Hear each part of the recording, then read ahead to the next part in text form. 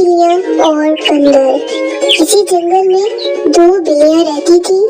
दोनों आपस में बहुत अच्छी दोस्त थी। दोनों हमेशा इकट्ठे खाना खाती और हमेशा साथ खेलती थी।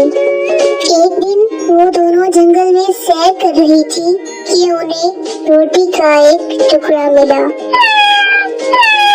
दोनों बिल्लियाँ बहुत खुश हुई और झट से रोटी के टुकड़े के ऊपर पड़ी और दोनों आपस में लड़ने लगी। एक बिल्ली ने उस रोटी को उठा लिया। एक बिल्ली कहने लगी, मैंने इसे पहले देखा है इसलिए ये मेरा है। दूसरी बोली, नहीं नहीं, इसे पहले मैंने देखा है इसलिए ये मेरा है। दोनों बिल्लियाँ आपस में मुसलसल लड़ाई कर रही थी। एक बंदर ने लड़ने की आवाज सुनी तो पास आया और लड़ने की वजह पूछी। दोनों ने बारी बारी बता दी।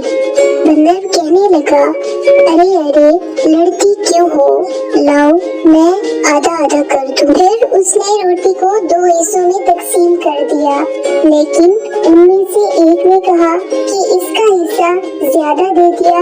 बंदर ने कहा, अच्छा मैं इसको बराबर कर देता हूँ, और उसने उसमें से कुछ हिस्सा खा लिया। दूसरी बिल्ली ने कहा, इसका ज्यादा है मेरा कम। फिर से बंदर ने उस रोटी के टुकड़े में से कुछ खा लिया।